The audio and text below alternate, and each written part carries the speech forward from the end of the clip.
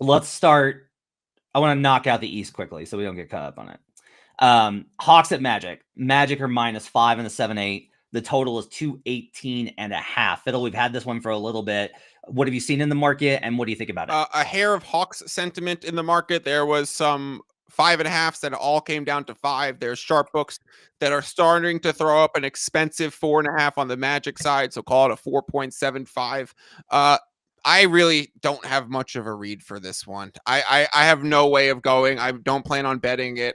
Excited to watch it. Excited to see. Paolo's been playing fantastic recently. So if anything, I might back the Magic on a late number. But this is just two starkly different teams in all the styles. It's a very strong contrast. So it's almost a situation that might set up for live betting, or if you notice, who's kind of controlling pace early, you might want to go with an over if it's a Hawks quick game. If it's a Magic slugfest, hit a live under. Like, let the first few minutes dictate how this game might play out, because these teams are so opposite of each other that I just want to stay away. And not the market is not saying any strong signals in either way.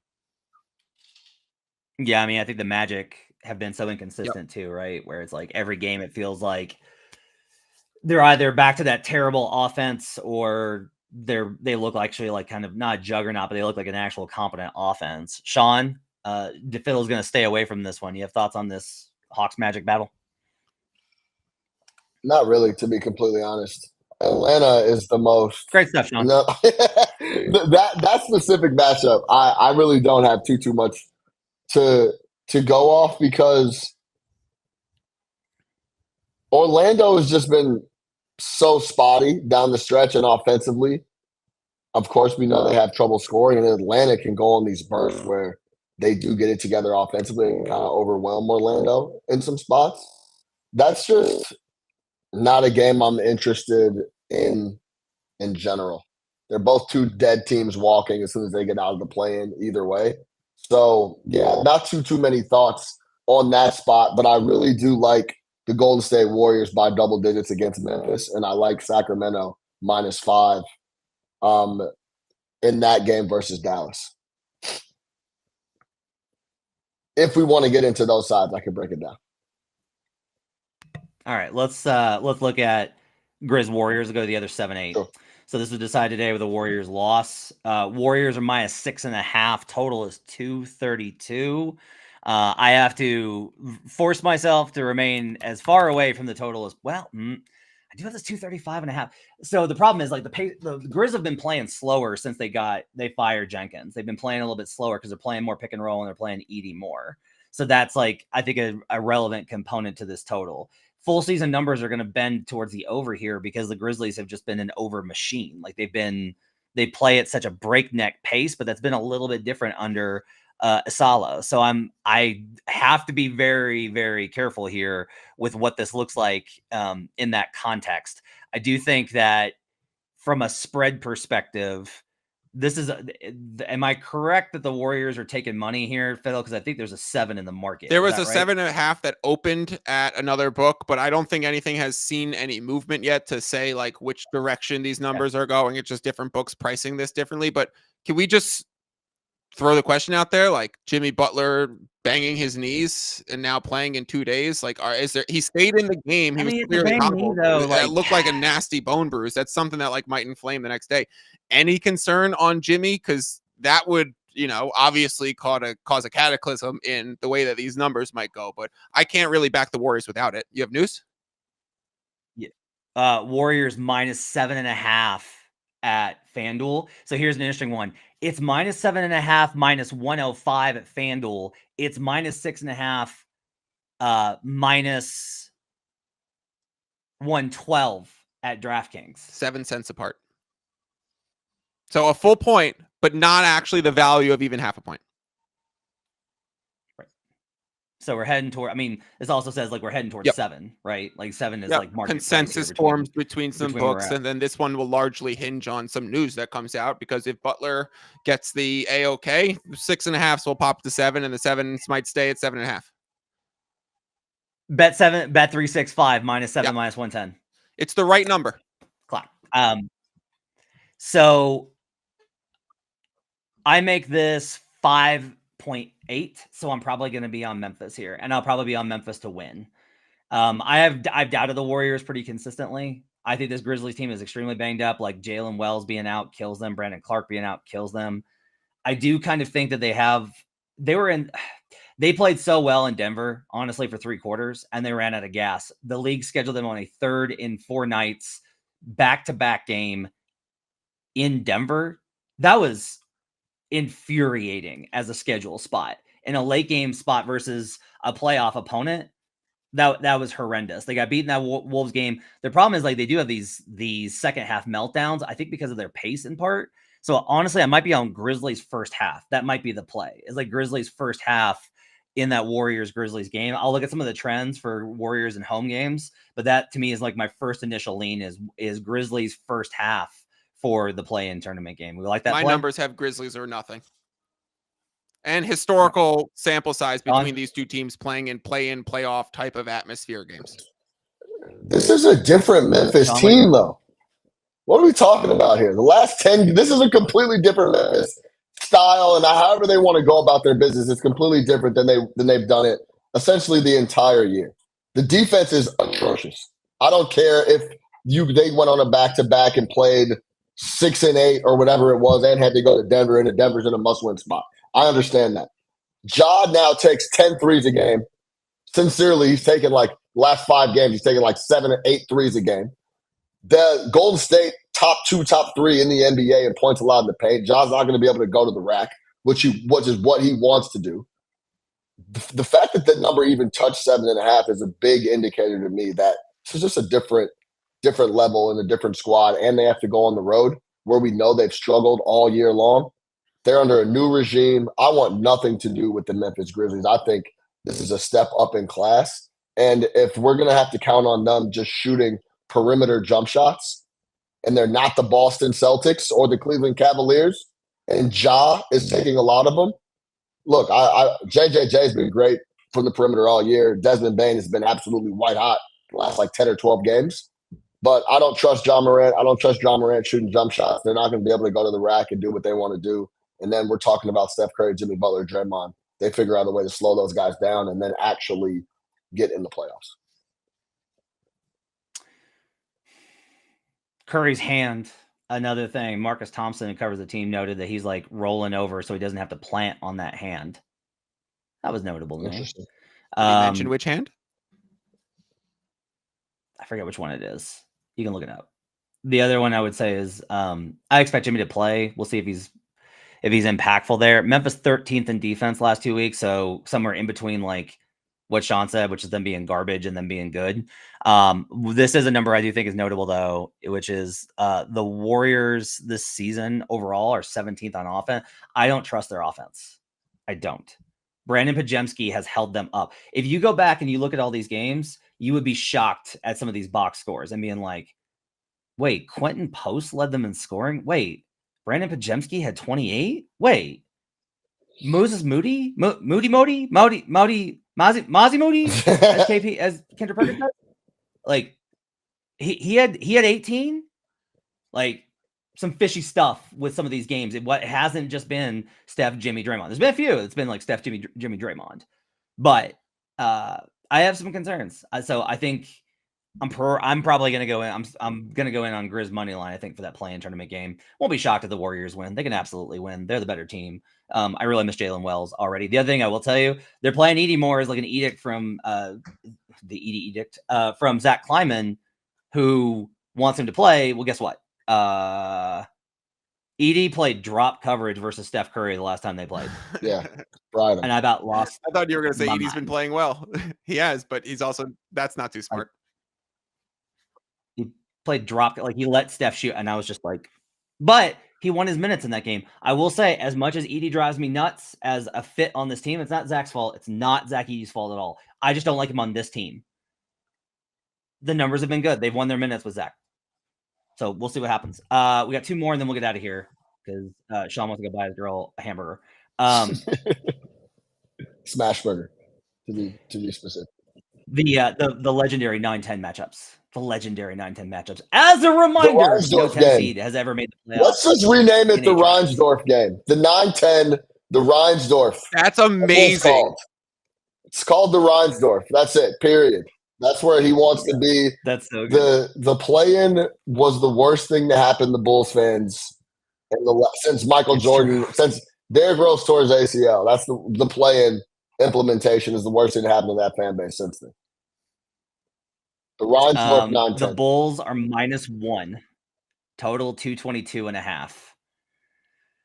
Sean, are the Bulls going to make it into the play-in tournament? The 9 has historically done pretty well. What do you think?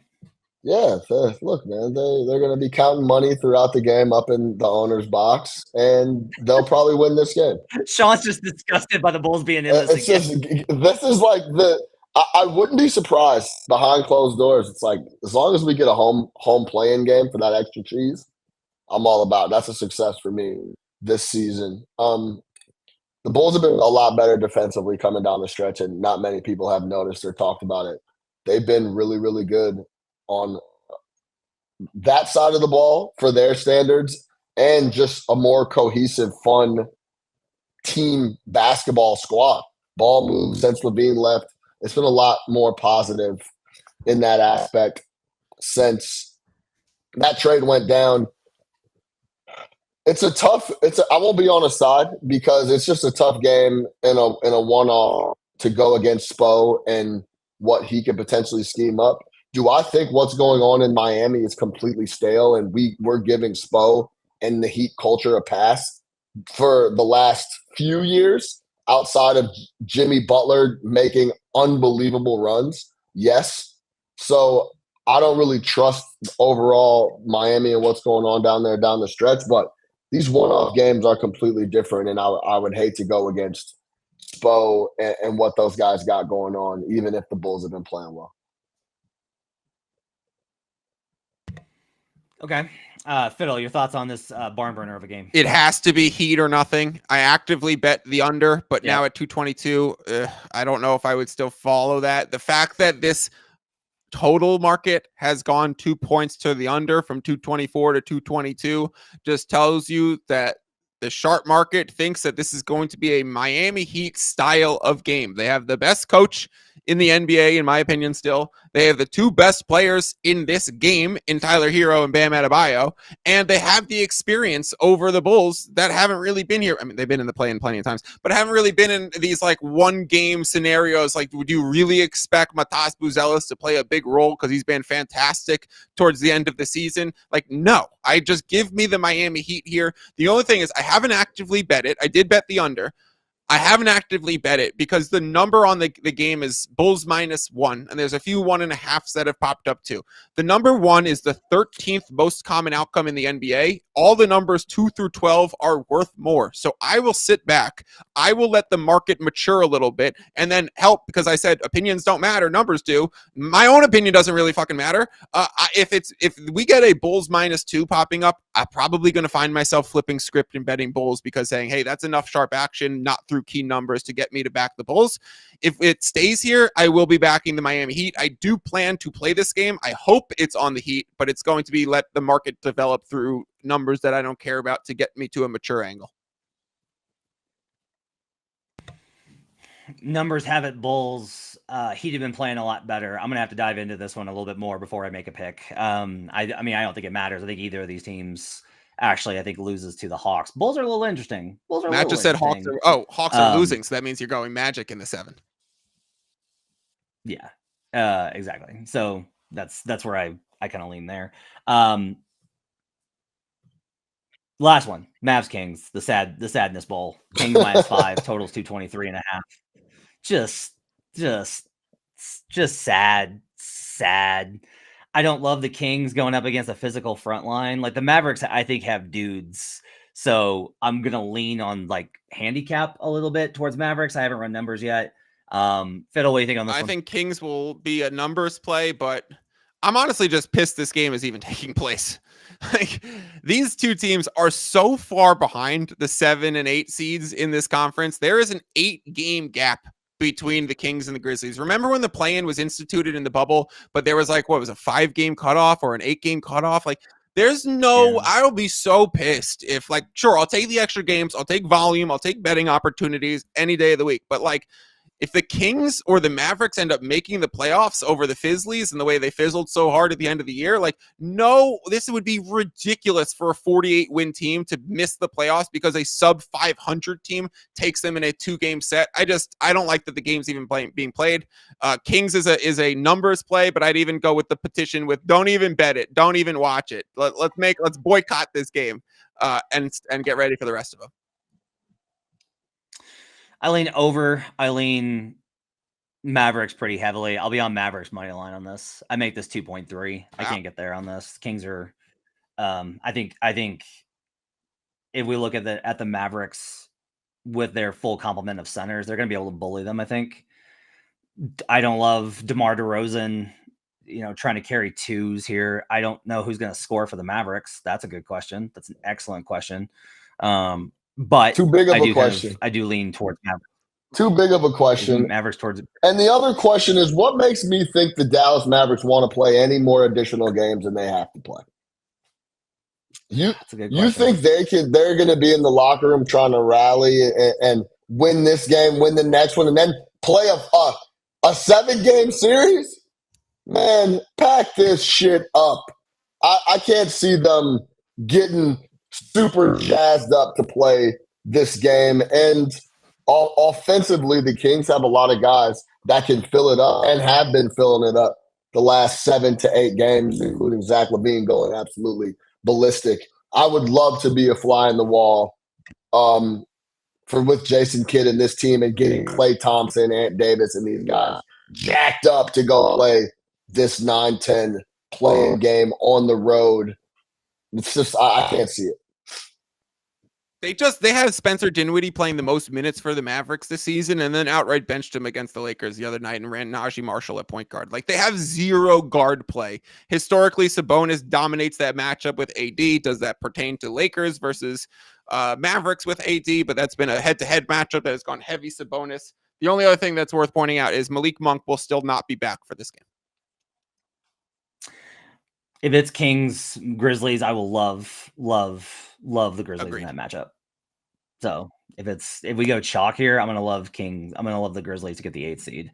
I think the only kind of play I have off of big picture to wrap up here, I'm gonna like more Lakers futures. I'm gonna go back in on Luka, Western Conference Finals MVP. If you look at it, like, Houston's gonna play Golden State, that's gonna be a war. It's gonna be an absolute war if the Warriors win that game. And if they win that game, then I think the Lakers are going to trounce the Wolves like we talked about. It's Lakers versus Rockets or Lakers versus Warriors. I like the Lakers in either of those series because the other team's going to be banged up and miserable. So Lakers have a very good path here to the Western Conference Finals. OKC is in a really good spot because the Wolves are now probably they're not going to see them at least until the conference finals. They get, like, Denver is not a good matchup. I think if the Clippers beat the Nuggets, that's a great outcome for the Thunder. So I think Thunder, like, probably improved here in terms of what their outlook looks like. This is probably a board that is very favorable to them. Like, Clippers, Nuggets are two teams that are flawed. Is Kawhi scary? Sure, but they have like a million wings. I don't know if they have enough offense to carry through versus that Thunder defense. So overall, like, I think Thunder Lakers looks like a great Western Conference Finals matchup overall for the board. You guys have any other big pictures from the board as we get out of here? I think if you still see the Thunder, go ahead, Sean. Really quick, I'll be quick, Fiddle. If you see the Thunder to win the West, anything under 140, I think you have to bet it. I've added multiple times. I think they dust off everybody until they get to the Western Conference Finals. I don't see them having too much resistance in the first couple of rounds. And then if you're worried, you should be able to hedge out and kick your feet up and relax on a decent number on the Los Angeles Lakers, as an example, if you believe and align with Matt's thoughts. I have to believe what I'm seeing from the Oklahoma City Thunder. People are saying they're not experienced enough. I think they got plenty of experience last year, and I think they have a guy. Jokic is unstoppable on offense. SGA has been the second most unstoppable guy offensively for damn near 3 years in a row now. So I'm not worried about the Thunder whatsoever. I think they cruise to the Western Conference Finals. There is it's either Bet365 or DraftKings. There is a bet on the board: Celtics or Thunder to win the NBA title versus the field. It's Celtics Thunder -200, the field +150. So something that's to consider. Very interesting. Fiddle, last thought before we get out of here. Any big picture betting tips? We'll have you on later this week for some of the more of the betting stuff, but for the play-in tournament games. But any sort of big picture playoff stuff to consider? Be ready to play the system called first round favorites. You could find this on action.com in their pro systems tab on the website. It is a system. A betting system is a series of criteria. When any level of it, all of them are met, it triggers the action to place a bet. In this instance, it's NBA playoffs first round backing a favorite that's a 1 or a 2 seed in their conference and has a spread of ATS -4 or higher. So whether that be OKC -9.5 against the Kings in game 1 or the Grizzlies -8.5, I will be on OKC. That has a 62% win rate, a 19% ROI. It is blindly profitable every single season that I've talked about it and played it for the last 3. So that is a playoff angle that I'd be looking for. And then in terms of things that we talked about on this show, I mean, that Clippers +160 is already down to +135. That Knicks -6.5 is already at 7.5 at BetMGM. That Clippers Nuggets over already moved during the show. The Wolves Lakers over already moved during the show. So much of the action, you see this board moving. So try and get there quick. Try and be available when opening lines are there, and try and come back to Buckets Live, because let's do this when it's round 2 or round 3 and we keep getting more prices, because this is a strong opportunity in the betting market to pick off some spots. We saw it point blank with FanDuel and DraftKings offering an outright arbitrage situation on an opening series price. You just don't really see that. So let's take advantage of these opportunities the next few weeks.